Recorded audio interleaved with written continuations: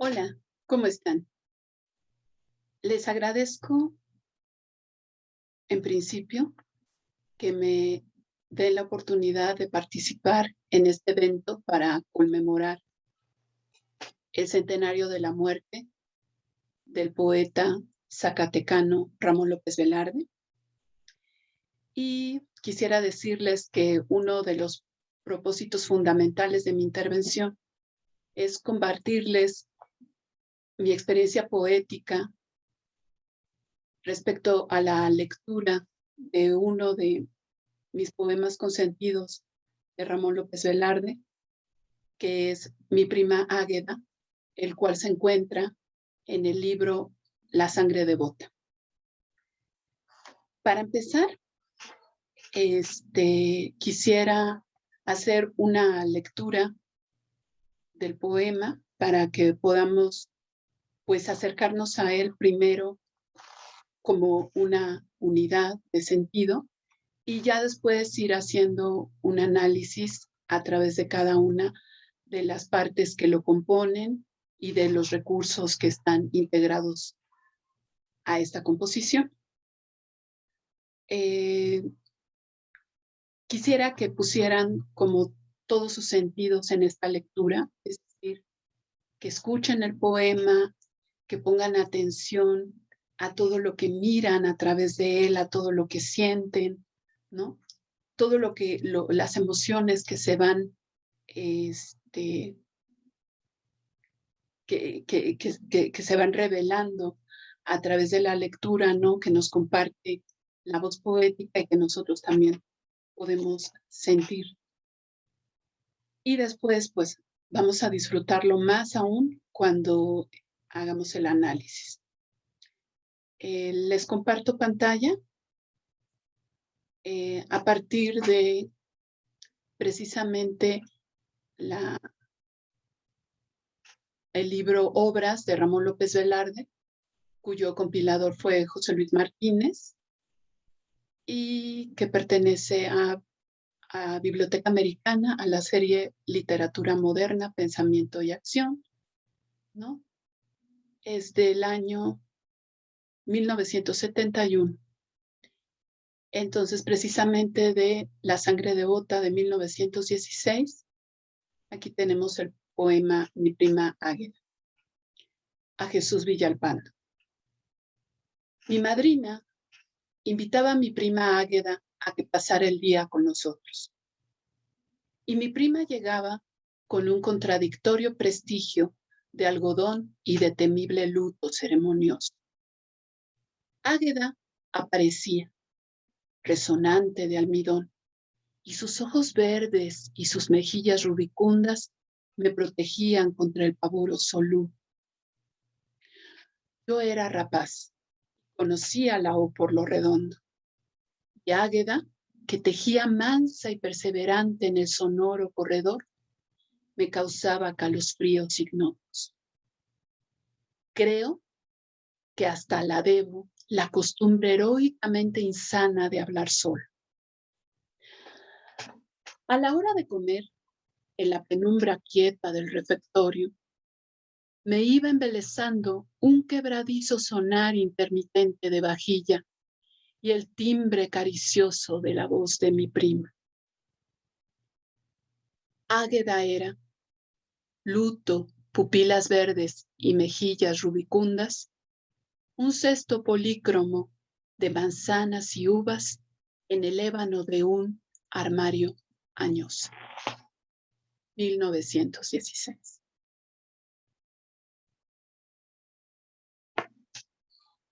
Vamos a comenzar entablando un diálogo con el poema.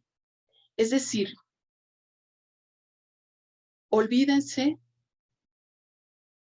de medir cada verso, de buscar palabras que no comprendan en el diccionario, de buscar datos biográficos que nos aclaren si realmente existió esta prima, si realmente López Velarde vivió con la madrina y había una prima que los visitaba. Esos datos pueden ser interesantes y darnos algún sentido posteriormente, quizás, ¿no? Pero vamos a entregarnos al poema en sí mismo. Les comparto pantalla ahora para pensar en una propuesta de preguntas que le pueden hacer, no solo a este poema, sino a otros poemas, y no solo a poemas de López Velarde, sino también de otros autores. Claro está que las preguntas que aquí vamos a plantear, pues las elegí pensando específicamente en este poema. Me parecen pertinentes, pero se los pongo como pues algunos ejemplos que podrían ayudarles. O sea, en este sentido quiero dirigirme no solamente a los que gustan de la poesía y del análisis de los poemas, sino también a estudiantes o a público en general que a veces creen que no le encuentran sentido a la lectura de un poema.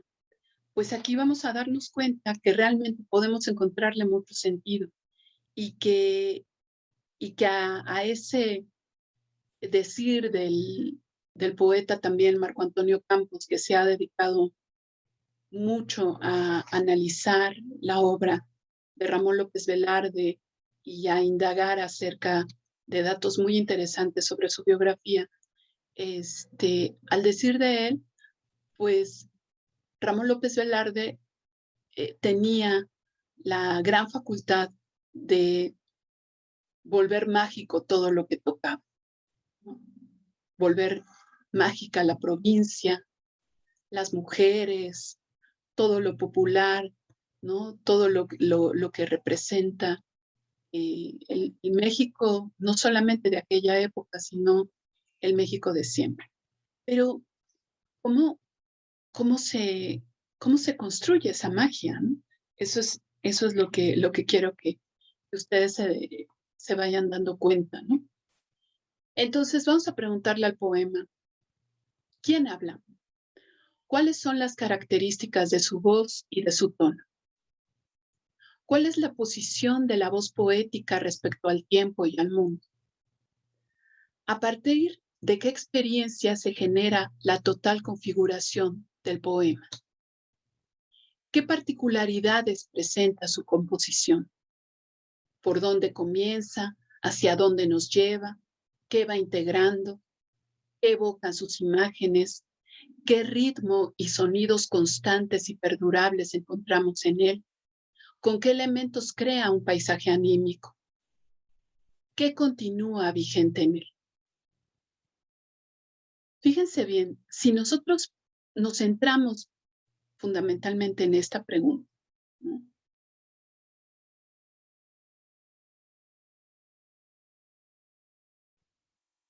¿A partir de qué experiencia se genera la total configuración del poema? No es la experiencia de uno solo. O sea, no es la experiencia solamente de López Velarde. Es una experiencia a la que todos los que leemos este poema nos podemos entregar y que nos puede dar sentido porque en algún punto de nuestras vidas, de nuestro crecimiento, de nuestras memorias, ¿no? Nos encontramos con ese momento en el que alguien hizo que despertara en nosotros el deseo erótico. Entonces, la voz de aquí es una voz colectiva, es una voz humana, una voz que nos habla de una experiencia que muchos de nosotros podemos llegar a sentir respecto a ese despertar. Entonces, cuando pensamos en eso, ¿no? Que quien habla no solamente es una voz, ¿sí? El que habla también tiene una mirada y la mirada va a jugar un papel fundamental en todo este poema. O sea, ¿quién está mirando a la prima? ¿Desde dónde la mira? ¿Qué es lo que está viendo en ella? ¿Qué es lo que ve primero y qué es lo que va sintiendo que lo va llevando a verla después de otras formas? Vamos a ir al inicio del poema para que poco a poco se vayan revelando todos estos misterios y todo este sentido. Cuando dice, mi madrina invitaba a mi prima Águeda a que pasara el día con nosotros, claramente sentimos una invitación también a nosotros como lectores a ir hacia el pasado, ¿no? Vamos a la memoria de lo que enuncia, de lo que canta la voz poética, ¿no? Recuerda la voz poética, ¿no? Entonces, ocurría en un tiempo pasado que algunas veces esa madrina invitara a esta prima a pasar el día. Entonces, hasta la misma oración subordinada a que pasara el día nos hace sentir cómo iba transcurriendo ese día, que fueron muchos días, ¿no? Entonces, ¿qué quiere decir? Que estos días rompían con la monotonía de los otros días, rompían con lo cotidiano, eran especiales porque se invitaba a Águeda a pasar el día allí. Estoy resaltando aquí, como ustedes podrán ver, los fonemas M que nos hablan, ¿no? Como de este mundo íntimo, este universo íntimo al que se nos invita, y también de este sentido de posesión, ¿no? Mi madrina, mi prima, repite, ¿no? Entonces, es esa experiencia particular que pertenece a la voz poética, ¿no? Que la trae en los labios, que vibra, ¿no? Que forma parte de él, que a la distancia ya forma parte de todo su sentido, ¿no? Y también algunas rimas internas, ¿no? Que le dan esa sonoridad al poema, ¿no? Que van creando un ritmo, ¿no? En madrina, prima, ¿no? Invitaba, llegaba, ¿no? Si se dan cuenta, pues es una composición poética que está marcada por versos que son endecasílabos y heptasílabos, ¿no? Y vamos a ver al final del análisis, pues que toda esta composición es una silva, y por qué también trae mucho sentido que se haya elegido una silva para este poema, ¿no? En el que vamos a ver aparecer a la prima Águeda. Ahora, fíjense bien, hay dos apariciones de la prima. Hay una aparición, ¿no? Es como si entrara la prima, ¿no? A la casa, ¿no? De primera instancia, en la primera estrofa, y después hay una segunda entrada que va a ser diferente. Ahorita vamos a ver las diferencias entre una y otra llegada. Entonces, en principio, ¿cómo llega? Llega con un contradictorio prestigio de almidón y de temible luto ceremonioso. El centro está en el sustantivo prestigio. Ese es el núcleo de esa construcción. Ahora, ese prestigio con el que viene vestida la prima, ¿sí? Ella se viste de su prestigio, se viste de ese prestigio social, ese buen decir que otros tienen acerca de ella. O sea, ella no es invitada de casualidad, es una invitada de honor porque se ha ganado ese honor a través de acciones que la hacen pasar por una mujer de prestigio, por una mujer de buen nombre, por una mujer moralmente correcta. Pero algo nos empieza a hacer ver la voz poética con todos los modificadores de prestigio, ¿no? Y principalmente con el adjetivo contradictorio. El prestigio es contradictorio. El poema entero va a ser contradictorio. Ese adjetivo va a marcar todo el sentido del poema, ¿no? Esas contradicciones se van a ir representando con sonidos, con imágenes, ¿no? Y esas contradicciones no solamente viven en la voz poética, sino que también viven en la prima, que es el motivo principal de este poema. Entonces, nos anuncia que hay una contradicción en el prestigio de qué es, de almidón. Pues sí, era lo que se le ponía a las telas para que no se arrugaran, porque así se tenía que mantener ella. Y luego cierra esta primera estrofa con y de temible luto ceremonioso. ¿Sí? O sea, ella venía, portaba su prestigio, ella toda correcta, ¿no? Y además venía vestida de negro, ¿no? Entonces imagínense, si estamos apostando a que esa voz poética, ¿no? Es ese hombre que recuerda al niño precoz, al jovencito que ve llegar a la prima, pues sí, qué miedo.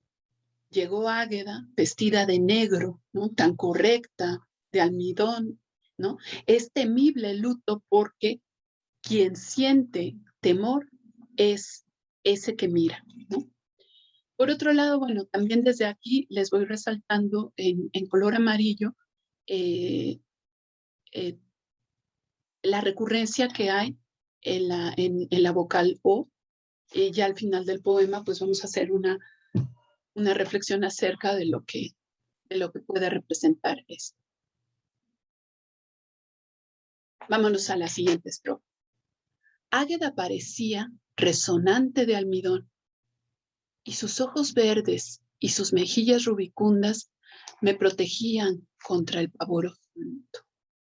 Otra vez vamos a encontrar esas partes, ¿no? Esas partes que se superponen. Pero aquí, maravillosamente, en la segunda llegada, ¿no? En la segunda aparición, o sea, primero le aparece de una forma, pero luego le aparece de otra. ¿Por qué le aparece de otra forma? Porque él ha reparado en sus ojos verdes y sus mejillas rubicundas. Oh, esa imagen es una imagen de consuelo, una imagen de regocijo. ¿Sí? O sea, él casi dice, no me vas a engañar, estás disfrazada de luto. Pero tus ojos verdes y tus mejillas me dicen que allí hay vida, ¿no? Que allí hay una mujer, ¿no? Que en realidad sigue palpitando, sigue sintiendo, que provoca sensaciones en quien la miran, por más que se disfracen o que porte el luto, ¿no? Hago resaltar que, claro, esta aclaración acerca de los ojos verdes y las mejillas rubicundas se encuentra en la parte central de las estrofas, ¿no? Y se encuentra todavía rodeada, ¿no? Del resonante almidón, ¿no? Que se vuelve a reiterar, y del pavoroso luto, ¿no?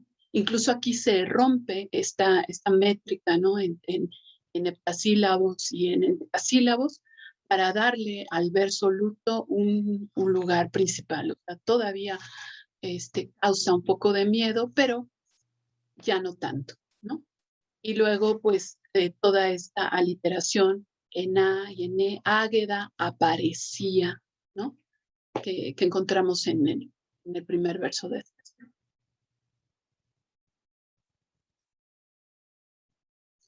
Yo era rapaz, conocía la O por lo redondo, y Águeda que tejía mansa y perseverante en el sonoro corredor, me causaba calosfríos, ¿no? Hay una transformación aquí muy importante. O sea, tenemos en el centro la imagen de Águeda, que bien podríamos hacerla perdurar en una pintura, en una fotografía de estas que ahora modernamente vemos, ¿no? Que podemos sacar una fotografía en movimiento, ¿no? Y allí encontramos a Águeda, mansa y perseverante en el sonoro corredor, ¿sí? Y ¿cómo es posible que esa imagen de tanta tranquilidad, porque cabe señalar también que el significado del nombre Águeda, ¿no? Que es de origen griego, es buena persona, una mujer amable, emocional, sensible, que aunque al principio dé la impresión de ser flemática y de temperamento linfático, está tranquila casi todo el tiempo, envuelta en dulzura, amable y bondadosa. Esa es o sea, no es casual que López Velarde haya elegido este nombre, ¿no? O haya rescatado este nombre de la memoria para para su prima. O sea, sí, ella es esa mujer que lleva su nombre exactamente como lo que su nombre representa. Sin embargo, cuando uno escucha el nombre de Águeda, ¿no?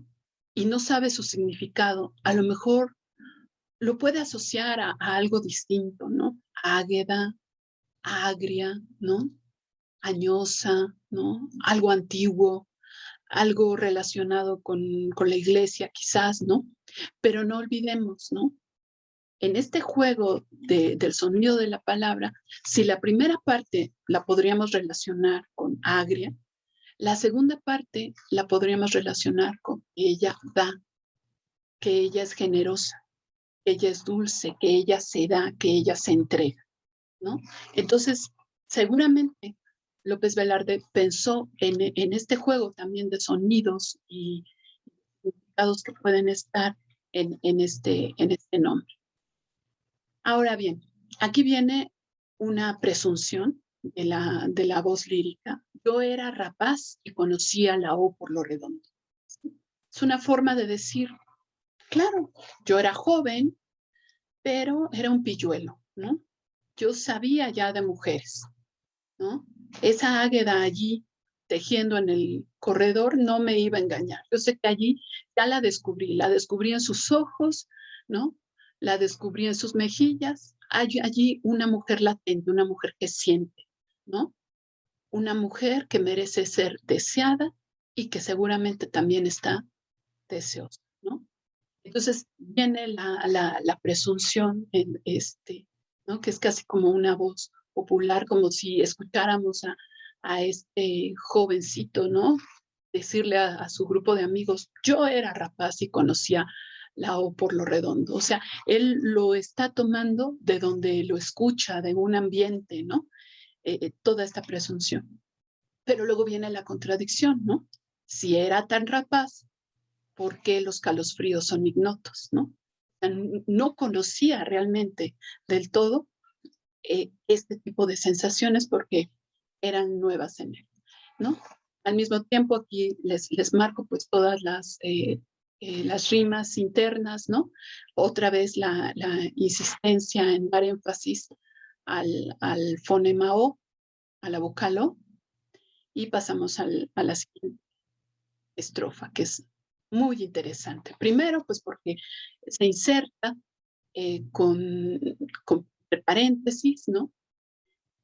Claro, no sale de la forma. ¿Por qué? Porque aquí vamos a ver un poema que, aunque el tema es controversial, ¿no? Aunque el tema puede ser polémico, audaz, ¿no? Atrevido, en realidad está escondido en formas clásicas, en formas correctas, en estructuras que no lo van a revelar del todo. Entonces, por eso, así casi como en un secreto, ¿no? Como quien le dice a alguien al oído, o sea, como continuando con ese diálogo entre amigos de yo era rapaz y conocía por lo redondo. Luego viene el otro secreto, ¿no? Que casi se dice como un murmullo, ¿no? Muy, muy, a modo de algo fuera del texto, ¿no? Creo que hasta la debo la costumbre heroicamente y sana de hablar solo, ¿no? Entonces allí él está sugiriendo, ¿no? Todo esto que causaba la prima, pues lo llevaba a él al tener su primer despertar de sensaciones, pues seguramente era la costumbre, ¿no? Que eso es, ¿a qué costumbre se está refiriendo? Bueno, tal vez a la costumbre del autoerotismo, ¿no? De quedarse con la imagen de la prima, de seguir jugando con la imagen de Águeda, ¿no? Ya no la prima, sino la mujer, y llevarla en su imaginación y y en sus sensaciones y en satisfacer su propio.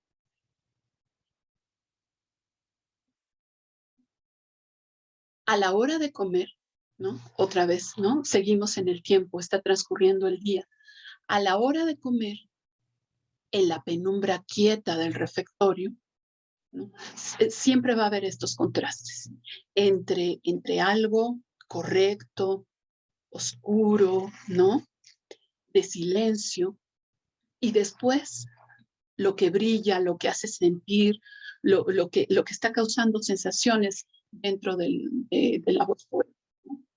Entonces, la hora de comer es básicamente en este poema como la parte climática de todo este placer que se va llevando poco a poco, ¿no? El refectorio, pues, sería el lugar que corresponde en los monasterios a donde se come, ¿no? O sea, imagínense cómo sería la casa de la madrina, ¿no? Cómo tendría que llegar Águeda, ¿no? Básicamente disfrazada, ¿no? O con ese vestido de prestigio, pues sí, porque llegaba como a una especie de monasterio, ¿no? Donde no se podían perder las formas. Y la hora de comer era ese momento, ¿no? En el que, dice él, me iba embelesando de un quebradizo sonar intermitente de vajilla y el timbre caricioso de la voz de mi prima. Por fin escuchamos hablar a la prima, ¿no? O por fin se manifiesta que algo dijo, ¿no? Y que, y que esos pequeños sonidos mientras come, el tenerla cerca, el estar escuchando la vajilla, ¿no? Cuando se come, pues, los cubiertos, ¿no? Todos esos pequeños sonidos aunados, ¿no? Unidos al timbre de la prima, ¿no? Que entonces sería como parte de la revelación de su belleza, ¿no? Son los ojos, las mejillas, ¿no? Y ese timbre, ¿no? Y es como si se llegara pues a ese momento climático en el que por fin, por lo menos, él puede sentir, ¿no? Puede llegar hasta él el timbre de su prima, ¿no? Es a lo más que se puede acercar. Águeda era muy interesante ¿no? Un verso que, claro, rompe con la forma de la constante del endecasílabo y el heptasílabo, y, y que además pues, nos muestra una aliteración compleja, ¿no? Incluso de pronunciar, es como si Águeda se le quedara aquí, ¿no? En la garganta se le quedara como algo que no pudo sí, que no pudo degustar, que no pudo, como esa comida que se quedó allí, ¿no? Como nada más como un antojo, ¿no? Águeda era, y otra vez, ¿no? Como toda esos versos, ¿no? Encabalgados con paréntesis. Luto, pupilas verdes y mejillas rubicundas, o sea, la síntesis de todo el poema. ¿Qué era Águeda? Un cesto policromo de manzanas y uvas. Aquí hasta se los quise resaltar, pues, con una serie de colores que nos puede hablar de cómo se materializa la prima en el cesto policromo de manzanas y uvas. O sea, Águeda dejó de ser la prima para ser la mujer, ¿no? Una mujer, ¿no? Que es comparada con un cesto donde hay manzanas y uvas, o sea, todas las formas, ¿no? Femeninas, ¿no? Las manzanas y uvas que están allí dispuestas para que alguien las tome, para que alguien las muerda, para sentir su jugo, pero no es posible, porque este cesto polícromo está en el ébano de un armario, años, ¿no? Inaccesible.